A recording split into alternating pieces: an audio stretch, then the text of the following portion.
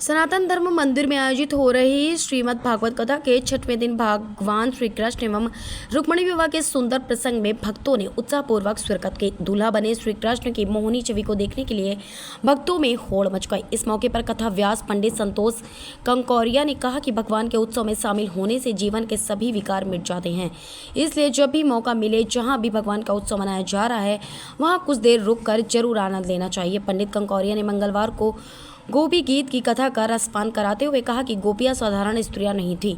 साधु संतों को कठिन तप के बाद गोपी के रूप में प्रभु का सानिध्य एवं भक्ति का अवसर मिला। गोपी कृष्ण का मिलन पिता पुत्री के मिलन जैसा पवित्र था। उन्होंने कहा कि भगवान भाव के भूखे होते हैं। गोपियों ने अपने भक्ति भाव से भगवान को प्रकट होने के लिए मजबूर कर दिया। वक्ता भी भाव का भूखा होता है। श्रोता जब भावपूर्वक कथा का श्रवण करते हैं तो वक्ता भी उतनी ही तन्मयता से कथा सुनाता है।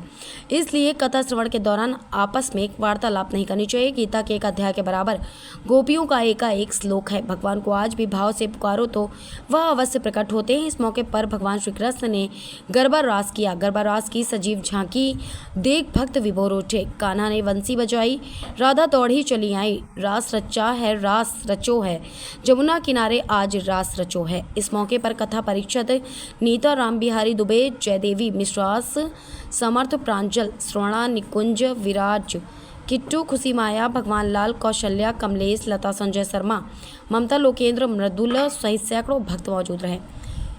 सनातन धर्म मंदिर में आयोजित हो रही श्रीमद् भागवत कथा के 6वें दिन भगवान श्री कृष्ण रुक्मिणी विवाह के सुंदर प्रसंग में भक्तों ने उत्साहपूर्वक शिरकत की। लेकिन जैसे ही ग्राहक आता है वैसे ही कब मुंडी कट जाए पता भी नहीं लगता। तो ठीक उसी प्रकार से आज सोमपाल इवावयः कसाई की बकरे की तरह हम लोग रहते हैं। कब कंस के चित्त पर कौन चढ़ जाए और कहाँ किस तरह उसकी बलि दे दी जाए पता भी नहीं, सोच भी नहीं सकते। इस प्रकार से मथुरा में निवास करना। बाबा समझ गए। अब ये बताओ अक्रूर जी, आप पधारे हैं, आने का कारण क्या है? कि बाबा हमारे महाराज कंस ने एक यज्ञ का, धनुष यज्ञ का आयोजन किया है, उसमें आप सबको बुलाया है। अच्छा, तो जरूर चलेंगे कंस महाराज के उस यज्ञ में।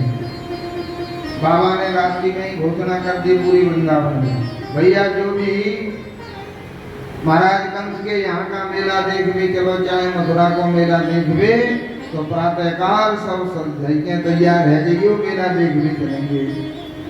मेला के लिए सब ब्रजवासी प्रसन्न चित्त हो गए। जब एकांत पाए अक्रूर जी तो विचार करने लगे, मुझे अपने प्रभु से कोई बात छुपानी नहीं चाहिए। प्रभु से निवेदन किया, प्रभु ये यज्ञ तो बहाना है, आपको मारना चाहता है कंस। भगवान ने तुरंत उसी समय रोक दिया। बाबा काका, ये बात आपने मुझसे कहा, ये ब्रज में वृंदावन में किसी को कानों कान खबर नहीं पड़ना चाहिए। यदि किसी को पता चल गया तो यहाँ से निकल पाना संभव नहीं है।